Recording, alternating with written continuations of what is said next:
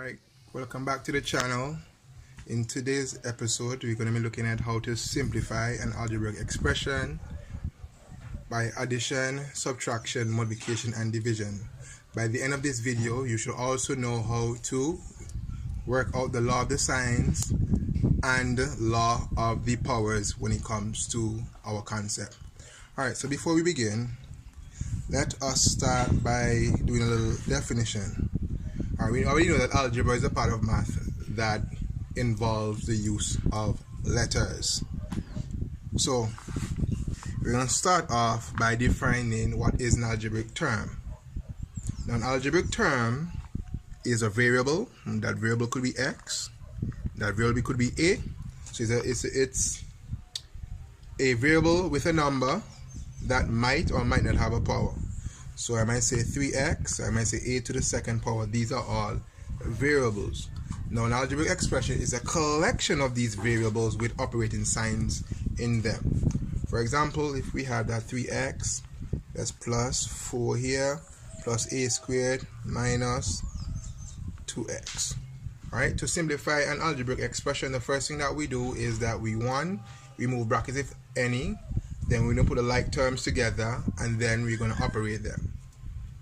So what we're going to do, we're going to check to see which terms are the same. We have this term is the same and this term is the same. So we're going to put them together with their signs. So we're going to have 3x minus 2x plus a squared plus 4, and we're going to simplify. So 3x minus 2x gives us x, and because there's nothing to operate these by, we put by the a squared plus the 4 here. Let's look at another problem. Let's say, for example, there was a bracket involved. Let's say there was a bracket involved. Now, how do we remove the bracket? Now, we remove brackets by using a distributive law. Now, what the distributive law states is that we're going to multiply what's directly in front or behind, if there's none behind the bracket here, by each term that's on the inside. So we're going to multiply 3 times x and 3 times y. So the first thing, we're going to remove the brackets. So we have 3x plus 3 times y, 3y. Then I have plus 4x plus y. Next, we're going to put like terms together. We have this with the x, that with the x. So we have 3x plus 4x, and then we put the y's together. We remember that anytime in algebra we see a y by itself, it has an invisible one at the front. So now we have 3x plus 4x gives us 7x, and 3y plus 1y gives us 4y.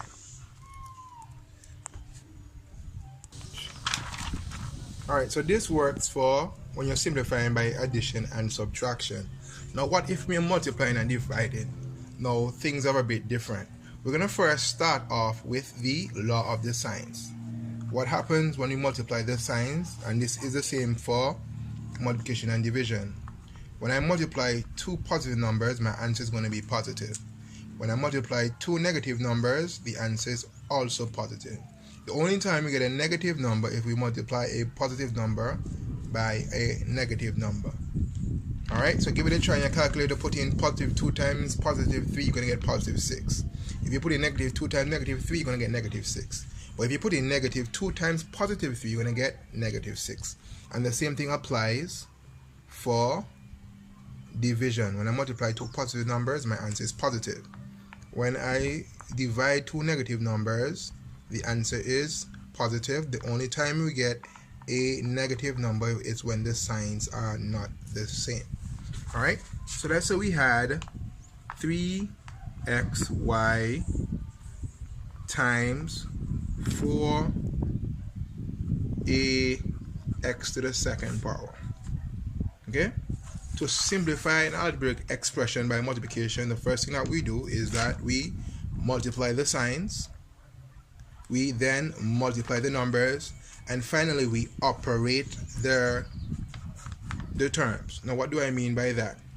There are two concepts that we have to remember, or we have to know before we can multiply. If we're working with the same base, if we're working with the same base and we are multiplying, what we do is that we add the powers. We maintain the base and we're going to add the power. If we are dividing, what we do is that we maintain the base and we subtract the powers. Remember that anytime we see a letter by itself, it has a 1 in front of it, and anything to the 0 power is 1, and any term by itself means that it was raised to the 1 power. Alright, so now that we have this, the law of the powers, let's get back to our sum. So the first thing that we do is that we're going to multiply the numbers. So I'm going to say 3 times 4, so I get 12.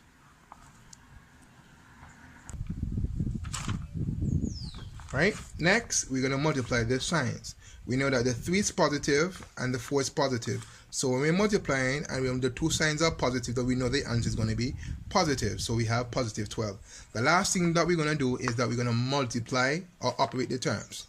So we're going to start with the x. So we have x times x to the 2nd power. Remember, when we are multiplying and the bases are the same, what do I do with the power?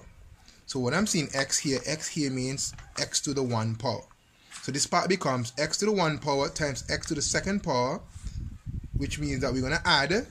So we're going to have x to the 1 power times x to the 2nd power becomes x, 1 plus 2. So we end up with x to the 3rd power. So this x is to the 3rd power, and then y times by itself, where 1 is y and a is 1.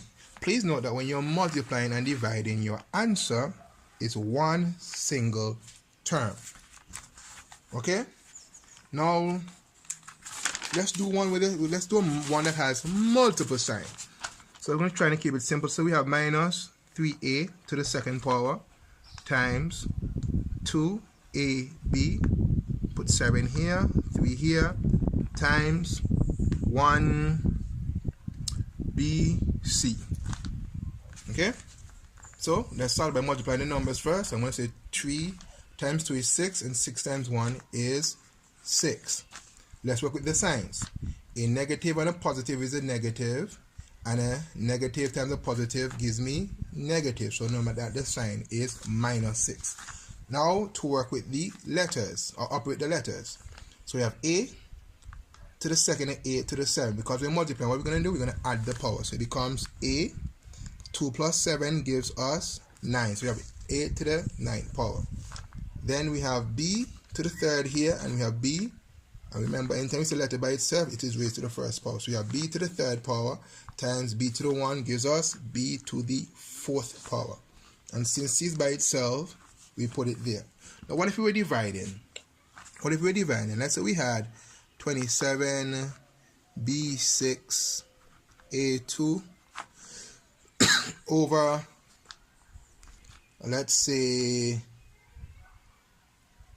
3b to the 4th a to the 2nd power.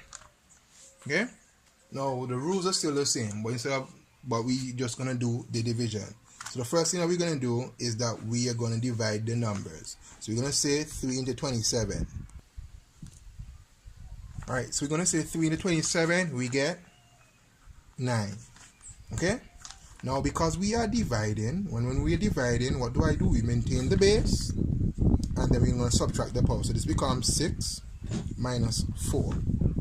And then we're going to have a 2 minus 2. So our final answer would be 9b. 6 minus 4 is 2, and a minus a is 0. And we know that anything to the 0 power is same as saying 1. So my final answer is 9b to the 2nd power. Alright? Let's look at a combination of the two. So let's say that we had 2x squared times x to the 3rd power, and then all of that gets divided by x to the 2nd power.